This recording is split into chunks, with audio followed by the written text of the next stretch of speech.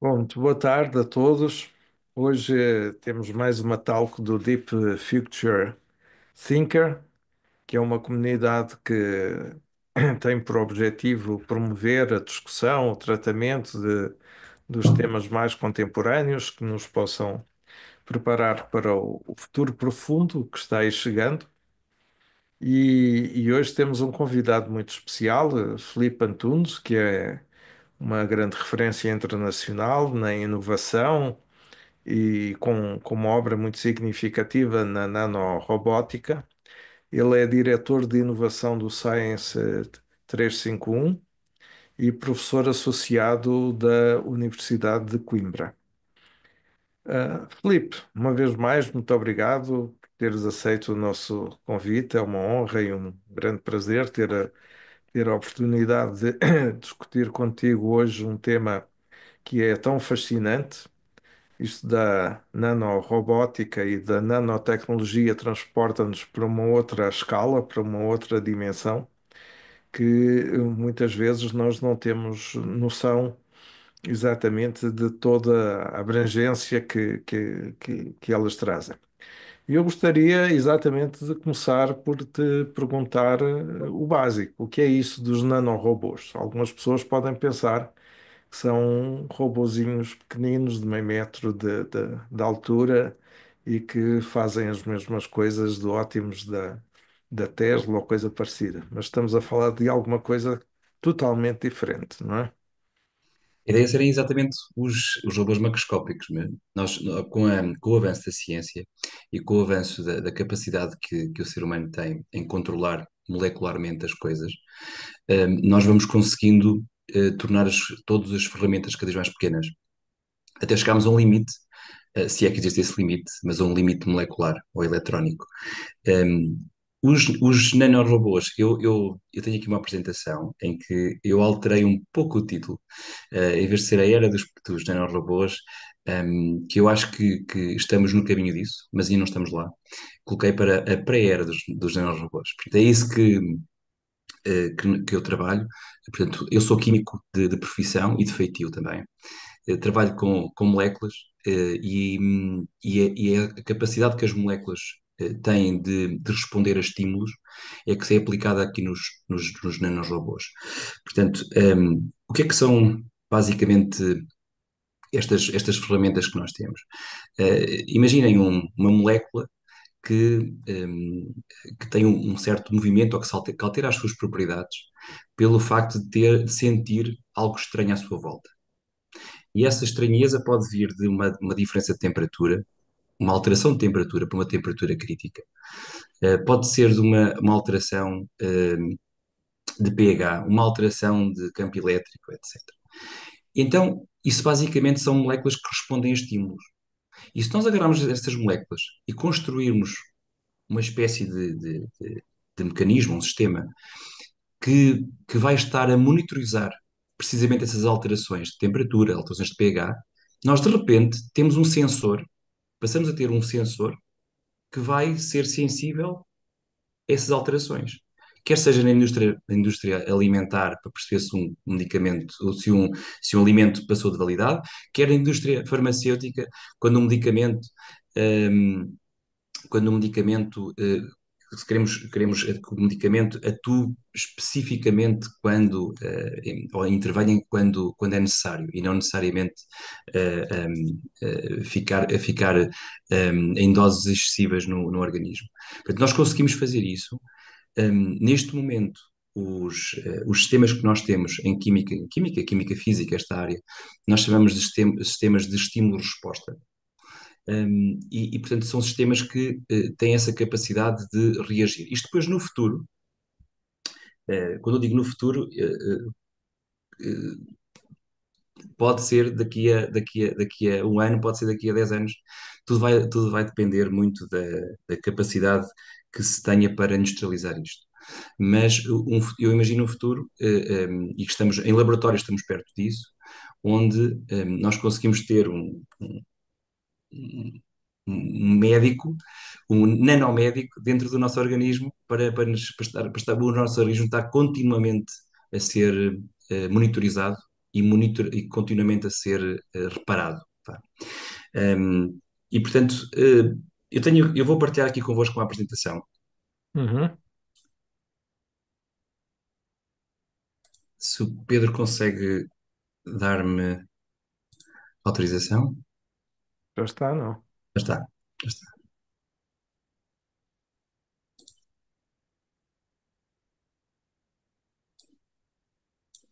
Ok.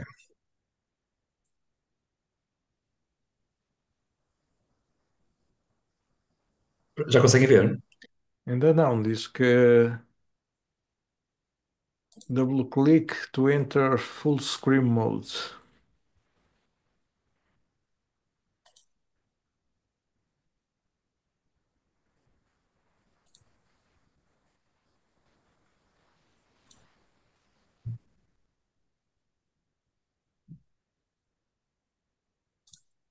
Não apareceu, Filipe. Sim, sim, eu vou tentar outra vez.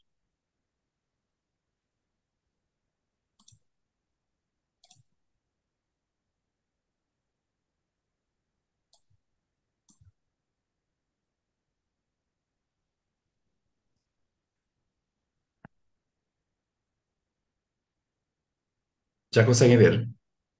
Não está a tela preta.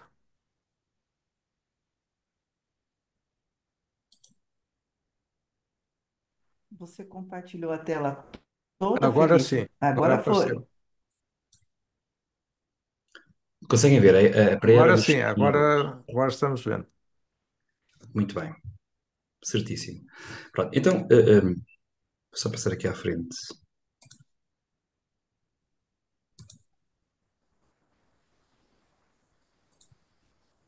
Muito bem.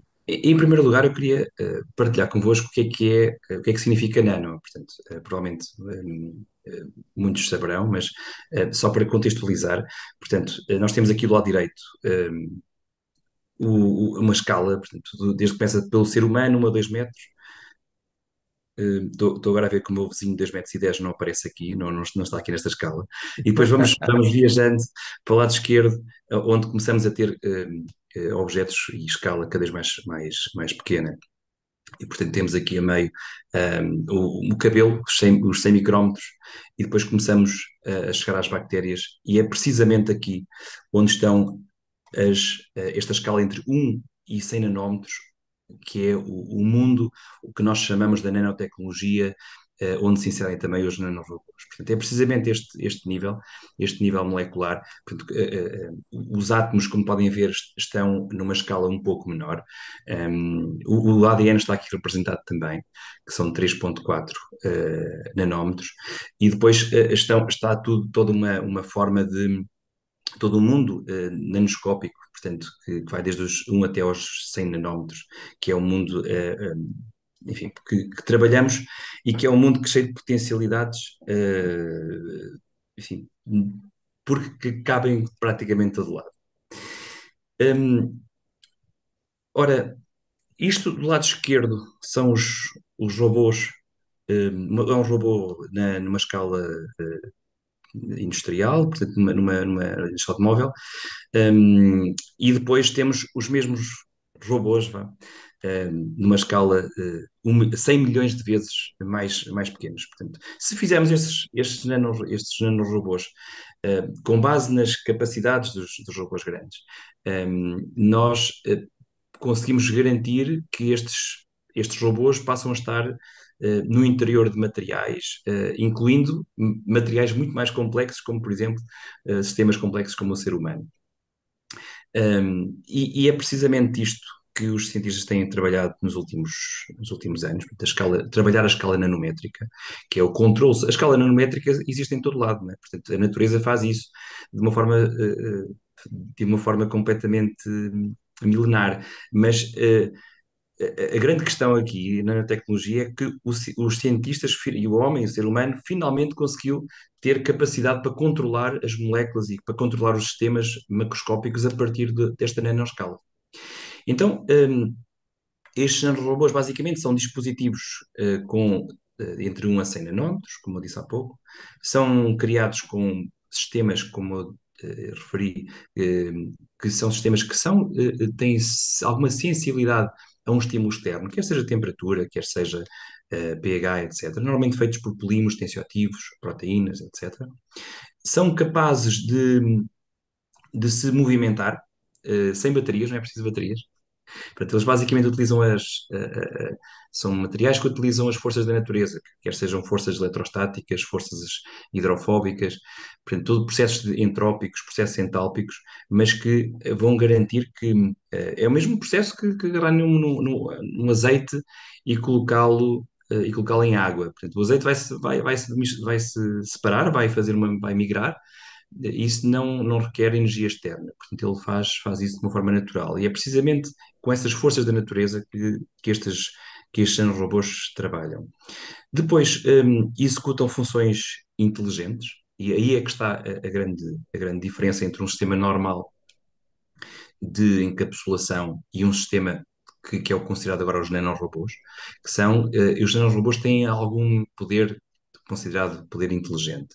E, portanto, nós conseguimos ter um fármaco encapsulado dentro de uma matriz, dentro de uma esfera, de uma nanosfera, uma coisa bastante pequena, e que quando está em contacto, quando esse fármaco está no organismo humano e detecta um sinal químico, como por exemplo um pH mais estranho, ele pode libertar o fármaco só naquele pH para corrigir esse problema. E isso é válido para pH, para temperatura, quando as pessoas têm febre, etc, etc. Quando nós podemos ter sensores de temperatura e de pH, mas também podemos ter outros tipos de sensores, nomeadamente déficit de nutrientes, etc., que imediatamente ativa um sinal nas moléculas que estão à volta a rodear essa nanocápsula, e a nanocápsula vai reagir, a maior parte das vezes é com um sistema de autodestruição. Portanto, a cápsula vai se autodestruir e vai libertar o seu interior para, enfim, para a corrente sanguínea, para o sítio onde ele está naquele momento. Depois, podem responder a estímulos magnéticos, como o calor, a luz, pH, etc. E podem também combinar componentes vivos, como bactérias e células, com materiais artificiais. Portanto, aproveitar o movimento de bactérias, o movimento celular, também para canalizar essas partículas para os destinos. Por último, podem também ser projetados para destruir células-alvo com precisão. Por exemplo, está a ser estudado, e já há muitos estudos sobre isso, de materiais que têm uma grande afinidade com as características químicas das células cancerígenas, e elas vão se direcionar lá para as células cancerígenas com muita precisão, e é precisamente nesse lugar que vão libertar as toxinas, portanto, para matar as células. Eh, As aplicações dos nanorobôs são inúmeras, portanto, a partir do momento em que nós conseguimos ter princípios ativos no interior desses sistemas, nós podemos aplicá-los quer na saúde, quer na alimentação, quer em tintas, quer na construção, na indústria química, na indústria de cosméticos, na agricultura, de embalagens e bioplásticos, dos têxteis, na parte naval e marítima. Portanto, há uma panóplia enorme de aplicações. E, relativamente às aplicações médicas, eu hoje trago aqui um ou dois exemplos de aplicações médicas e também da parte alimentar. Em relação às aplicações médicas, nós podemos olhar para estes nanorobôs como materiais que podem entregar de uma forma muito precisa medicamentos. Portanto, podem garantir que os medicamentos que estão a circular na corrente sanguínea, e quando é necessário intervir, quando o corpo está a necessitar daquele medicamento, então é nesse momento que aquele nanorobô vai entender que há uma necessidade de intervir, e ele vai se autodestruir para libertar esse medicamento. Depois também permite um diagnóstico imediato. Portanto, imaginem um sensor, o organismo está continuamente a ser monitorizado estes materiais que, quando detectam alguma falha de nutrientes, uma alteração de pH, uma alteração na área da saúde, eles vão imediatamente responder porque eles estão programados para isso. Ou seja, toda a parte molecular do exterior dessas cápsulas está programada está feita com moléculas que elas próprias vão ser alteradas com essa variação de pH ou variação de temperatura. E isso vai obrigar a que, quando essas moléculas sofrem esse estímulo exterior, o que vai acontecer é que as cápsulas vão se autodestruir. Portanto, os materiais que existem à volta da cápsula sofrem esse efeito, vão adotar outro tipo de comportamento, outro tipo de conformação e vão se destruir. Estas são as três áreas em que eu particularmente trabalho. Portanto, a primeira na encapsulação, ou seja, nós temos a possibilidade de incorporar dentro de cápsulas vários princípios ativos que podem ser úteis depois, quer em várias áreas diferentes. Depois, a segunda área, materiais inteligentes, e a terceira, filmes inteligentes. Estas três áreas combinadas são, no fundo, aquilo que nós chamamos hoje em dia, de sistemas de estímulo-resposta, aos sistemas inteligentes, ou então, de uma linha mais atual, os nanorobôs.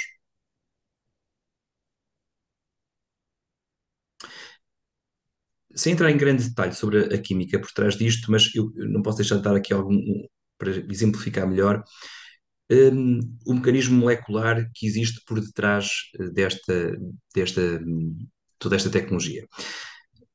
Imaginem este polímero. Isto é um polímero muito clássico. É um polímero clássico, é o polinipan, que é um polímero que é muito usado na área biomédica. E só não é usado nas outras áreas porque é muito caro. Mas é um polímero muito interessante porque ele tem uma conformação estendida, como aqui do lado esquerdo, está mais estendido, uma temperatura baixa, mas depois quando ultrapassa os 32, 33 graus, ele encolhe totalmente. E porquê é que ele encolhe? Porque fica mais hidrofóbico. Portanto, esta molécula que está aqui repetida, chama-se polímero, esta molécula tem a capacidade de, quando aumenta a temperatura, ela vai ficar insolúvel em água. Ela passa de solúvel em água para insolúvel em água. Isso por um lado, pode ser visto como um problema, mas por outro, pode ser visto como uma grande oportunidade, porque esta molécula pode servir de encapsulador a baixa temperatura e depois a alta temperatura, e quando eu digo alta temperatura, neste caso é 32, 33 graus, ela vai no fundo, deixar de encapsular e, portanto, vai libertar o princípio ativo.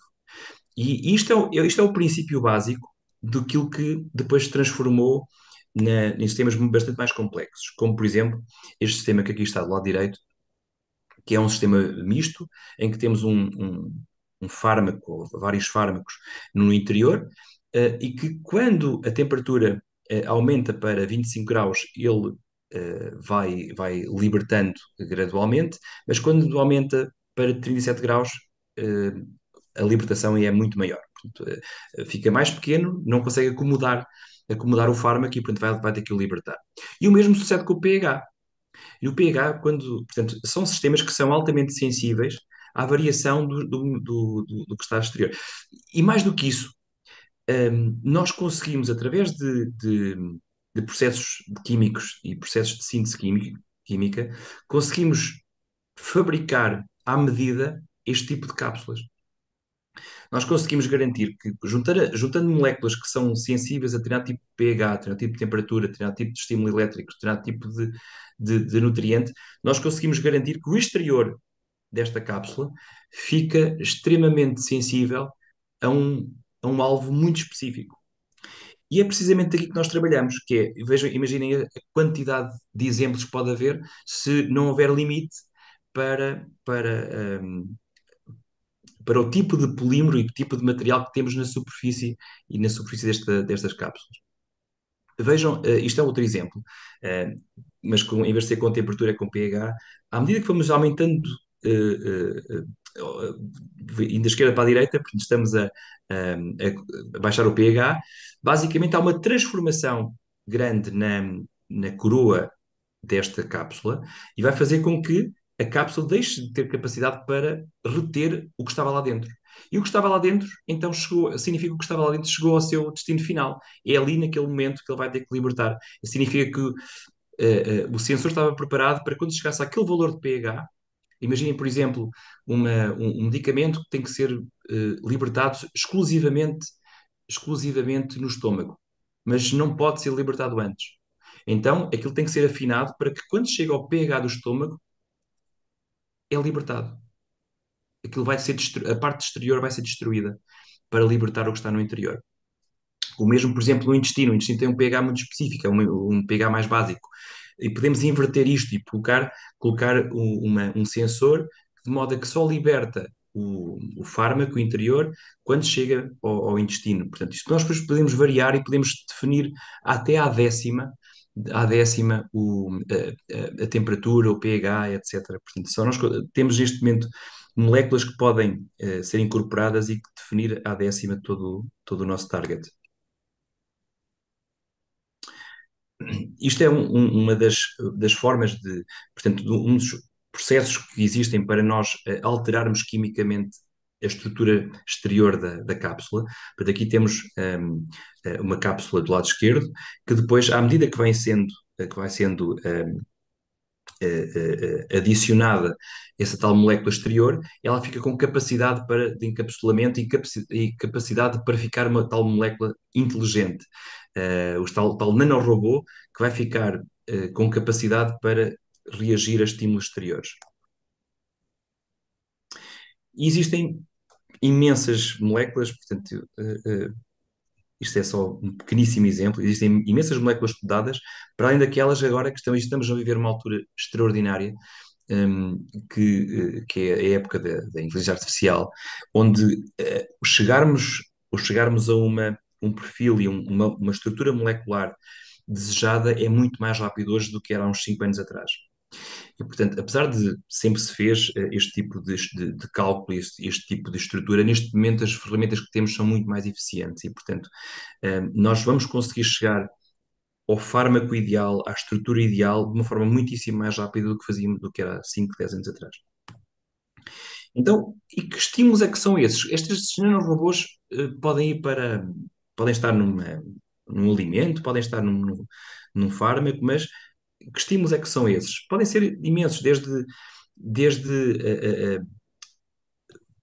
o pH e a temperatura, como eu falei, como também a presença de sal, a presença de açúcares, a presença de um nutriente qualquer, um tipo de solvente, a presença de luz, todos esses, e dentro desses é preciso perceber que podemos calibrar isso. Portanto, e essa forma de muito inteligente e extremamente precisa é que nos vai permitir termos materiais que são altamente proativos na busca e no fundo ser sensores altamente proativos. Isto é um dos exemplos que eu tinha aqui, que é, se nós tivermos o mesmo material pode adotar diferentes conformações. Portanto, nós também trabalhamos com materiais que, mediante diferentes estímulos, conseguem alterar a sua estrutura. Mais uma vez, porque é que eles alteram essa estrutura? Alteram essa estrutura porque são as forças da natureza que o obrigam a fazer isso. Nós é que depois, os cientistas, é que vamos calibrar essa estrutura de modo a que consigamos ter algo para o nosso objetivo. E reparem que neste caso é um polímero, o mesmo polímero consegue fazer diferentes estruturas consoante o tipo de a temperatura, o tipo não só a concentração de sal, como também o tipo de sal, porque há diferentes tipos de sais, sais monovalentes, divalentes, trivalentes, e tudo isso vai alterar a estrutura química. E nós conseguimos, com a mesma molécula, ter encapsuladores, ter de diferentes espécies, ter coisas mais viscosas, menos viscosas, e também temos a noção de que quando é que estes nanoencapsuladores conseguem quanto é que eles conseguem libertar de princípio ativo. Tudo isso está muito ligado ao tipo de conformação e o tipo de estrutura que eles fazem. Eu queria vos dar aqui um exemplo na indústria alimentar, que é um exemplo de tem a ver com gelados, e os gelados têm um problema, que é um problema energético, mas que está associado à parte económica, mas também à parte de sustentabilidade. Eh, Todos os gelados precisam de estar a 18 graus negativos. Porque se tiverem uma temperatura superior, eles vão derreter. E portanto têm que estar congelados a 18 graus negativos. Isso pode parecer à primeira vista estranho, porque os gelados enfim, são maioritariamente feitos de água e têm uma grande quantidade de água, e a água congela a 0 graus. Então, por que razão é que nós precisamos de ter uma temperatura tão baixa para aquilo conservar, para ficar sólido? E a verdade é que a água congela a 0 graus só quando está água pura. Quando existem outros ingredientes, ela deixa de congelar a 0 graus. Portanto, precisa de uma temperatura mais baixa para congelar. E é precisamente isso que acontece quando juntamos sal ao gelo, na neve. Né? Portanto, nas estradas junta-se sal e a neve vai descongelar. E é precisamente esse o motivo, ao juntar outras moléculas. Qual era o grande objetivo aqui deste projeto? Este projeto foi-nos pedido por uma empresa multinacional, e basicamente o que nos tinha sido sugerido ou a pergunta que tinha sido feita era: será que nós conseguimos transportar a temperatura de transição para, em vez de ser 18 graus negativos, para 5 graus negativos? Será que conseguimos conservar os gelados a 5 graus negativos? Então este era o grande desafio, portanto, ter uma transição entre 18 graus negativos e 5 graus negativos, mas ter um gelado que tivesse a mesma capacidade de firmeza, mesmo sabor, a mesma sensação na boca, tudo isso. E percebemos que que o grande problema dos gelados era ter açúcar. O açúcar é que fazia com que eles derretiam a uma temperatura superior a 18 graus negativos. Qualquer que fosse a presença de açúcar iria, de facto, inviabilizar o projeto. Então tínhamos que o problema ficava resolvido se retirássemos o açúcar. Ora, isso não seria bem-vindo pela comunidade dos consumidores, mas o que nós fizemos foi encontrar os tais nanorobôs. Este tipo de encapsulas chama-se vesículas. O que nós fizemos foi colocar no gelado esta tecnologia. Portanto, nós basicamente fizemos uma encapsulação do açúcar nestas partículas. Portanto, são partículas extremamente pequenas, são 10, 20 nanómetros cada uma. Portanto, não se vêem, não se conseguem percepcionar na boca. Não fazem mal, porque são feitas exclusivamente com materiais e com ingredientes que são usados eles próprios já na indústria alimentar, só que são feitos, a mistura deles é que os promove fazer-se este tipo de estrutura. Então, estes materiais foram feitos e foram desenhados com as propriedades que nós falámos há pouco. Portanto, são desenhados com moléculas que vão estar altamente sensíveis à temperatura. Então, quais são as temperaturas críticas aqui? A temperatura principal, a temperatura mais crítica e mais importante aqui é a temperatura da boca, onde o açúcar vai ter que sair do gelado e vai ter que aparecer de uma forma livre para ser percepcionado pelas nossas proteínas da boca, proteínas da língua. Só assim é que percebemos, só quando há contacto molecular entre o açúcar que está no gelado e as proteínas da língua é que conseguimos perceber e percepcionar o doce.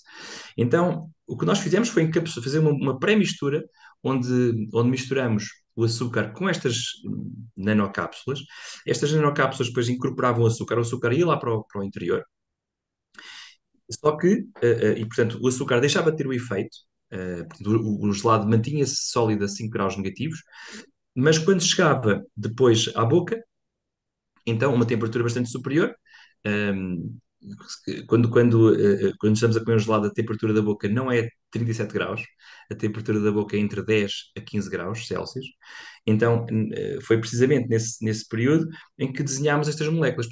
Desenhámos estas moléculas para que se autodestruíssem a uma temperatura superior a 10 graus Celsius. Portanto, basicamente, ao comer o gelado, hum, estas partículas eram destruídas, portanto, elas transformavam-se numa outra estrutura que libertava, que permitia a libertação do açúcar.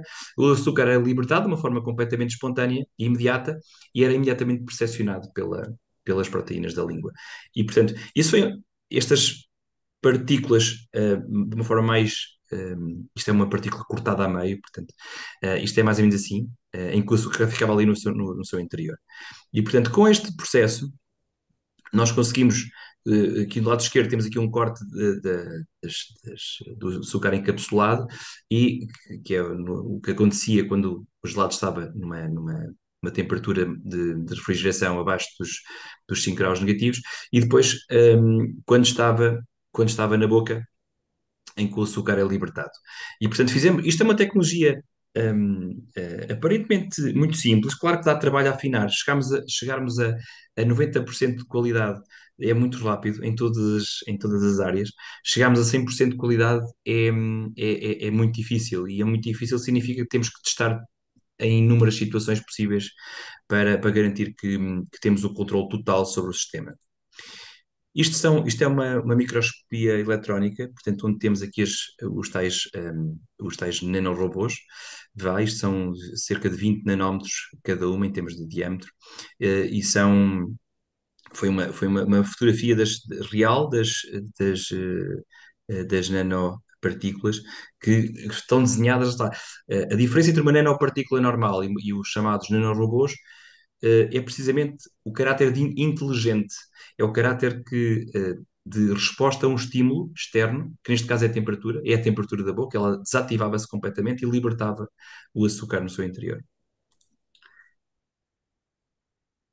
Isto depois, os resultados do gelado a 5 graus negativos foram testados no laboratório, por uns estudos, correu tudo muito bem, portanto o gelado isto foi a prova sensorial depois, foi feito, demos-lhe a marca de Ronaldo e de Corneto, que estava Ronaldeto, há quem diga inclusive que essas pessoas que aqui estão conseguiram sobreviver depois à prova disto. E, portanto, isto é uma das aplicações numa área até, se calhar, que se dá pouca importância, à área do alimentar, mas é uma área extremamente rigorosa, extremamente, com muitas normas também. Isso é outra questão. Enquanto há muitos graus de liberdade,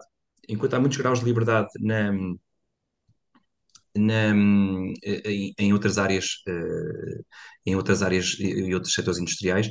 Na área biomédica, na área de farma e na área alimentar, os normativos são muito apertados e, portanto, os tipos de materiais que nós podemos utilizar não são ilimitados. Nós temos uma lista que está fixa e que está identificada, um, com materiais que nós podemos utilizar que sabemos, há datadores, que não fazem mal e que não têm impacto negativo na saúde das pessoas. Um, Isto é um outro exemplo, um, muito rapidamente, só mostrar como é que este conceito chega a vários lados. Um, Este é um detergente de roupa perfeitamente normal, onde foi adicionado uma, uma nanocápsula que vai garantir, portanto, essas cápsulas são feitas para, no processo de lavagem, ficarem entranhadas nas fibras das roupas e do vestuário. E nesse momento, a partir do momento em que o vestuário fica apetrechado com um, estas partículas têm no seu interior um sistema antibacteriano com perfume, etc.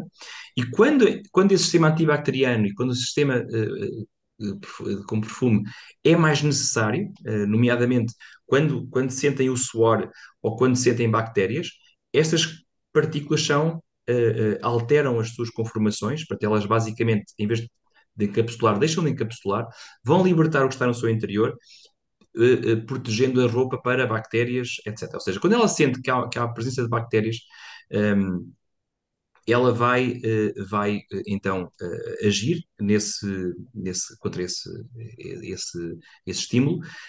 Quando sente, por exemplo, quando há sal, nomeadamente do suor, as partículas vão também desfazer-se, vão alterar a sua conformação e vão libertar o perfume do seu interior. Isto é basicamente o conceito. Agora, o que é que está para vir? O que é que nós estamos numa altura extraordinária, porque juntar esta tecnologia que existe neste momento, que são estas partículas que respondem a estímulos e que nós consideramos, ou temos a sensação que elas são inteligentes. Elas simplesmente estão a responder a estímulos. Mas o que vem para aí são, de facto, coisas muito interessantes e agora com este cruzamento com a inteligência artificial pode ser uma sinergia extremamente rápida e que este futurismo possa estar aqui mesmo à porta. Um, Basicamente, a nível de saúde, nós estamos a falar de que num futuro próximo nós podemos ter um corpo humano com nanofábricas internas. Portanto, nós temos um nano-hospital que está sempre a rolar no corpo, portanto, são com inúmeros sensores que reparam, que protegem moléculas e protegem tecidos que estão danificados, e que são imediatamente reconstruídos, célula a célula, por estas nanomáquinas. Um, outro sistema por exemplo, todo o sistema imunitário pode ser melhorado com a introdução destes veículos que vão ajudar no combate a agentes patogénicos, etc. Um, para além disso, eu acredito piamente, e há estudos que mostram isso de uma forma ainda embrionária, mas não estamos muito longe da realidade, é uma contínua manutenção do corpo humano, portanto, de uma forma silenciosa, invisível, mas que é como se fosse um software que está continuamente a fazer a receber atualizações para compreender o nosso organismo e para reagir ao nosso organismo. O cruzamento disto com a AI, com a inteligência artificial, vai promover, enfim, é uma receita extraordinária, porque estes mecanismos podem começar a conhecer o corpo de cada um de forma muito específica, não é?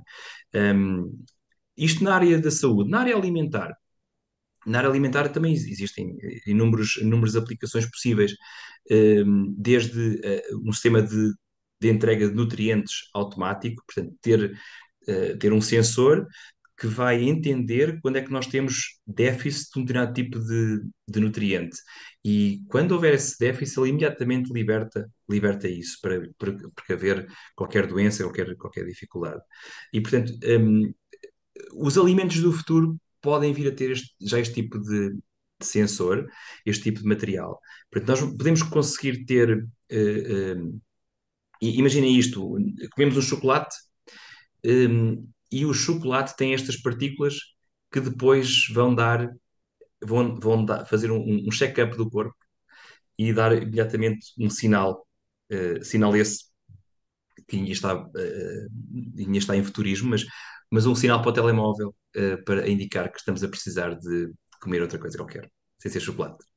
E portanto, isto vai tudo mudar. Esta capacidade de, de automedicação através de um sistema biológico que está completamente dentro de nós e está continuamente a monitorizarmos. Isso muda tudo. Portanto, não sei se estão todos preparados para viver até aos 1000 anos, mas se calhar é isso que estamos a falar. Muito bem, isto é só um slide sobre o que é que eu faço. Portanto, eu sou cofundador da Science 351, que é uma empresa que trabalha precisamente nestes temas. Nós fazemos não só serviços de R&D para onde fazemos nano e microencapsulação de ingredientes ativos, como também desenvolvemos materiais inteligentes, portanto, com prototipagem rápida, etc. Para além disso, fazemos ensaios laboratoriais para.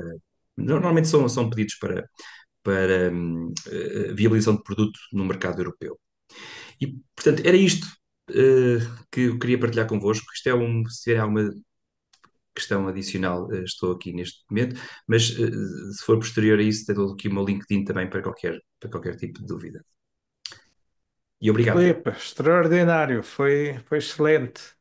Abriu-nos aqui novas fronteiras e essa é a intenção destas tal, que é exatamente imaginarmos o futuro à luz dos avanços do presente. Eu só para começar aqui as eventuais perguntas que possam existir, eu gostava de saber em que medida é que nós já passamos do laboratório para a indústria. Ou seja, eh, eu corro o risco, ou neste caso o privilégio, de ao ir lavar a minha roupa já ter um nanorobô dentro da máquina, ao levar uma vacina, já levar um nanorobô no meu organismo. Isso qual é a aplicação, digamos assim? Qual é o status da aplicação de todos esses conceitos que são de facto fantásticos, não é? Sim, obrigado, Pedro. É uma pergunta muito importante, porque vai ao encontro de uma das métricas que eu também queria falar, que é precisamente entre o preto e o branco há muitos cinzentos, não é? E nós não passamos de uma fase completamente ignorante em relação à sensorização para uma fase agora de nanorobôs em que toda a gente sabe tudo. Portanto, houve aqui um processo intermédio de muitos anos, de décadas, de milhões de estudos que foram feitos. E, portanto, neste momento, os medicamentos já estão encapsulados, já resistem a determinado tipo de pH, a determinado tipo de temperatura. Um, o que se vê é que está cada vez mais. Agora usou-se. Portanto, isto é muita a parte do marketing, né? Agora de repente são os nanorobôs, que é uma linguagem mais sexy, mas isto sempre foi usado com outro nome, né? Que era o Stimulus Responsive Systems. E basicamente estes sistemas inteligentes, vá, são sistemas que existem na natureza de uma forma espontânea e a natureza faz isso de uma forma diária. Um, o que mudou é que nós, há uns anos para cá, há uns talvez 20 anos para cá, começámos, de facto, também pelo grande investimento que tem sido feito em ciência, por isso é que eu digo há 20 anos para cá, porque de facto o investimento em ciência tem sido cada vez maior. Começou a haver muito mais estudos nesta área. Portanto, eu diria que a área dos pré-robôs já começou provavelmente nessa altura. Um, o que tem mudado e o que tem melhorado é a sofisticação da inteligência. Nós chamamos de inteligência, mas mais uma vez o que está a acontecer é apenas são sensores que respondem a estímulos. E essa inteligência, ou essa capacidade de ajuste, está cada vez mais refinada, cada vez mais inteligente, cada vez mais sofisticada. Portanto, neste momento, respondendo diretamente, Pedro, um, nós temos medicamentos que fazem parte disso. Nós temos detergentes de roupa que fazem parte disso. Um, em laboratório já fazem isso. Em nível industrial estamos no caminho, não é? Mas estamos ainda no. Em relação àquilo que é possível fazer agora com o cruzamento da AI com isto, eu acho que estamos ainda a viver agora o início estamos a passar na parte pré-histórica e vamos passar muito em breve para coisas mais. A aceleração vai ser muito rápida agora. Excelente. Bom, está aberta a perguntas. Se alguém quer tomar a iniciativa de fazer alguma questão, por favor, abrir o microfone. Por Posso favor. falar? Sim, sim, por É, favor. muito prazer, e parabéns pela apresentação. Eu estou no Brasil, você está em Portugal, que eu estou imaginando. Mas então, o meu interesse nessa essa apresentação vem de dois lados. Pelo lado de saúde, onde eu já lido com tecnologias, principalmente pelo lado da inteligência artificial. E me despertou justamente aonde entra ou onde se tem umas aplicações pelo lado da nanotecnologia. E segundo, na área de mineração. Por quê? Eu sou consultor de mineração também. E grafita serve para, por exemplo, produzir grafeno. E aí já tem, vamos dizer assim, uma industrialização na realidade, todos os minerais são elementos. Então, em que medida, porque até hoje não ouvi falar nada sobre a nanotecnologia vindo para o campo de mineração, Uhum. oxidação, por exemplo, transformar ou retardar oxidações e redux, como se diz. Fiquei pensando assim, será que nanotecnologia vai chegar também nessa esfera? Obrigado. Obrigado pelo comentário e pela pergunta. Hum, os sistemas que.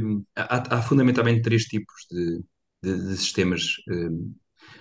Aqueles que eu apresentei, que no fundo aqueles que eu tenho mais experiência, são os sistemas orgânicos.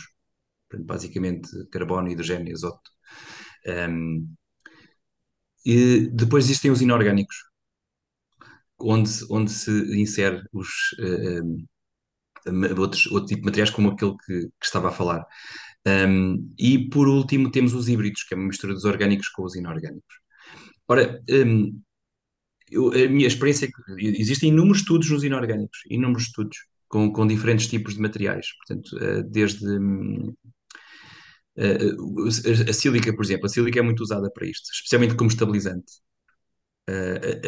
A sílica é muito usada para formar a cápsula exterior de muitas partículas destas.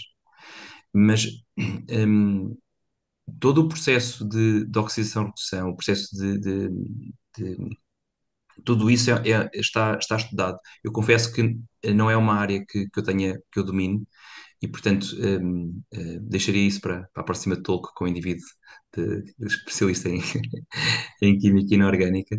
Mas existem estudos, já vi alguns, já li alguns, já assisti a várias palestras onde se fala precisamente e onde se debruça esse tema da parte inorgânica e de como é que a química inorgânica pode, no fundo, influenciar a natureza dessas partículas. Obrigado.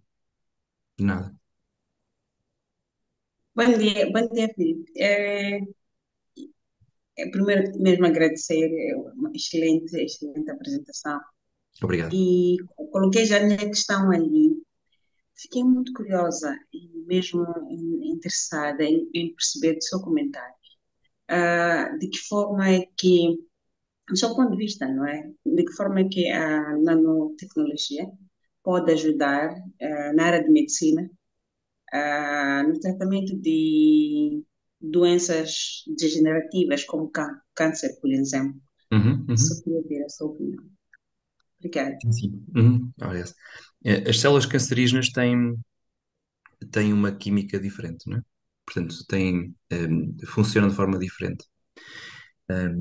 E identificar essas diferenças, um, se identificarmos essas diferenças, conseguimos garantir que conseguimos ter os tais nanorobôs que que têm uma grande afinidade para com essa característica e muito pouca afinidade para com as outras características. Então, isso vai permitir isso já existe, que são moléculas que são, no fundo, teleguiadas, entre aspas, são teleguiadas até ao local do tumor. Um, isso já existe. Essas moléculas podem ser moléculas com capacidade autodestrutiva, por exemplo, são moléculas que se dirigem para as células cancerígenas e depois, com luz exterior, portanto, com uma luz exterior com um determinado tipo de comprimento de onda, vão ativar a destruição dessa essa nanoestrutura que vai depois ajudar, vai no fundo formar ali uma nanobomba para eliminar as células cancerígenas. Mas existem outras formas também que estão a ser estudadas, ehm, nomeadamente estas estruturas que têm no interior toxinas que são libertadas especificamente para as moléculas cancerígenas. Estas tecnologias estão neste momento em testes. Existem já vários. Quando se fala em testes, parece que é só no laboratório. Já existe, as coisas só evoluem quando há testes. Não é? E existe muitos hospitais que abordam esses temas e que fazem precisamente esses estudos de uma forma mais real, porque o organismo humano é de facto muito complexo, é mesmo muito complexo. Portanto, nós quando trabalhamos com dois elementos no laboratório, com água e com um soluto qualquer, depois vamos para um sistema completamente em desequilíbrio, que é o sistema super complexo do corpo humano, e de facto aí é muito difícil nós gerir. Mas lá chegaremos, e portanto a questão a morte, o facto de morrermos é uma derrota para os cientistas, não é? Não conseguimos resolver esse problema, não é? É uma derrota para toda a comunidade científica. Um, e vamos lá chegar. É uma questão de tempo. Até conhecemos todos. Agora, vai demorar provavelmente milhares de anos a lá chegarmos, não sei. Depende agora de que forma é que o chat GPT vai evoluir, não é? Muito Olha, obrigada. Obrigado. a Mónica estava-nos a falar de Moçambique e agora voltamos para o Brasil. A Regiana gostava de apresentar uma Boa questão. tarde, tudo bem? Olá, Vini. Parabéns pela apresentação, eu adorei, né? Não vejo a hora Obrigado. de você ter esses nanorobôs aí, porque eu estou no hospital e eu estou precisando de um nanorobô para coluna, para hérnias de disco. Mas eu queria só completar, né, com a pergunta anterior. Eu tive a oportunidade de visitar em 2018 um grupo de startups de Israel e uma das pesquisadoras desenvolveu um nanorobô que ele era para blastoma, que é um câncer cerebral muito invasivo, e ela conseguiu fazer com que o cancerígena dentro do câncer, diretamente, sem passar por outras células e sem também danificar as outras células. E aquilo ficou muito marcante para mim, que naquele momento o meu futuro sobrinho, que era um namorado da minha sobrinha, estava com câncer cerebral, lutando com câncer de uma forma brava aos 22 anos. E aí eu pedi para a moça, falei, me dá um desse daí. Ela explicou que era um envelopezinho com um nanorobô, tal, que entregava e era específico para este câncer. Aí eu falei, me dá um porque eu estou precisando em casa, né, para levar já. Aí ela falou, eu não posso. A patente foi comprada pela indústria farmacêutica e está sob comando da indústria farmacêutica, então só daqui a 10 ou 20 anos que ele vai ser liberado para o mercado. E no momento em que eu cheguei no hotel lá em Israel, eu recebi a notícia de que o menino tinha falecido. Hum, Então, eu acho que já tem muitas coisas que estão prontas dentro dos laboratórios, com startups, mas que não é uma questão mais de tecnologia, e sim de mercado, né? E isso. eles continuam achando que a saúde é um produto e não é, o problema não é exatamente a tecnologia em si. Mas parabéns pelo seu trabalho, ele é um trabalho importantíssimo. Eu dou aula para os médicos de transformação digital na saúde. E a gente tem comentado muito o papel dos nanos robôs. Eu não sou dessa área, nem chego perto do seu conhecimento, da sua sabedoria. Eu sou xereta, né? E eu adoro conhecer um pouquinho de cada coisa. E essa experiência que eu tive ficou muito marcante, porque já temos algumas soluções sim para a saúde, mas que ainda estão com problemas aí comerciais da superindústria alimentícia e da indústria da saúde, que é a indústria farmacêutica. Muito obrigada, Felipe. Parabéns, viu? Muito obrigado, Giane, e as melhoras. e Bom, obrigado pela reflexão. A boa notícia, há uma boa notícia nisso, que é nunca se fez tanta pesquisa e desenvolvimento como agora. Ou seja, inclusivamente há uma tendência agora para não se fazer patentes, porque eh, uma patente de facto consegue proteger a propriedade intelectual e consegue-se garantir ali algum. Como comprar um terreno, não é? Para comprar uma casa. Portanto, aquilo é muito semelhante a isso. Eh, eh, mas ter, de facto, uma quantidade completamente exponencial de startups hoje em dia, e Israel, de facto, são muito fortes nisso. Ter uma quantidade enorme de startups que cada uma quer se ingrar no mercado e quer trazer coisas novas. Isso dá uma esperança enorme, porque essas não estão interessadas em mercado porque ainda não o têm, só estão interessadas em conquistar mercado. E isso é interessante. Mas todo o respeito para com enfim, todo este ecossistema, não é? Quer dizer, uma farmacêutica também pretende colocar uma questão é uma empresa, e, portanto, mas o que interessa é que para nós, enquanto consumidores, interessa-nos que este ecossistema seja altamente concorrencial e, portanto, ter diferentes tipos de startups é uma boa notícia. Filipe, obrigadíssimo, uma vez mais. Muito obrigado. A Mónica, creio que tem mais uma questão. Sim, sim, sim. Obrigada. Só queria também aqui ouvir o comentário outra vez. Do ponto de vista, porque a questão que a Regiana levantou tocou-me. Do ponto de vista de questões éticas, neste mundo do desenvolvimento tecnológico dos nanorobôs ou outros aspectos ligados principalmente à saúde, que tem a ver com uma vida que pode desaparecer de uma vez por todas. Quais são as questões éticas que podemos encontrar se levantam neste mundo dos nanorobôs ou nanotecnologia? É uma boa pergunta. É uma boa pergunta. Hum, não sei responder da forma inteligente que gostaria que eu respondesse. Hum,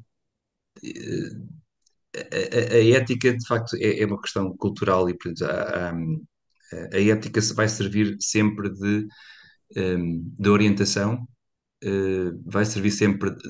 Na fase em que eu trabalho, hum, na fase em que ou na parte que eu trabalho, que é a parte mais laboratorial, hum, o objetivo é estudar o máximo possível e dar o máximo possível de opções.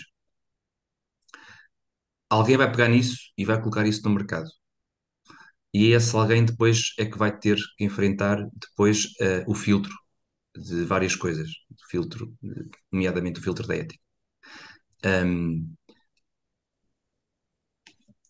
que pode ser visto como um entrave à evolução, pode ser visto como algo que vai respeitar sempre a integridade da, enfim, da criação e entre também, se calhar, mais questões também religiosas e isso, portanto, e depois é, somos um planeta pequeno face a todo o universo, mas somos muito ricos em diferentes culturas e diferentes éticas e, portanto, não sei que para aí vem, mas pode haver países que se desenvolvem a este nível de uma forma diferente de outros. Bom, agora sim, vamos despedir. Filipe, foi excelente. Acho que ficaram abertas muitas janelas que a maior parte de nós não tinha essa noção, porque estamos a entrar num campo de inovação absolutamente novo e que não é comum à maior parte dos cidadãos. Aproveitar e desejar as melhoras à Regiane e dizer que a próxima tal, que é com a Regiane, exatamente dia 13 de maio, sobre a vida nas Smart Cities em 2050.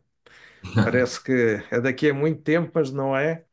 Há uma previsão que mais de 70% da população mundial vive em Smart Cities nessa época. Portanto, vejam quanto visto evolui rápido. E o propósito da Deep Future Thinker é exatamente abrir estas janelas do futuro com conhecimento consistente do presente. Filipe, foi ótimo, muitíssimo Muito obrigado a obrigado. todos. Espero encontrar-nos em breve e estou a rezar para que consiga meter lá uns nanorobôs no leitão da barrada, porque eu acho que vou apreciar duplamente. Um grande abraço a todos, foi um prazer. Obrigado. Obrigada. Até a próxima.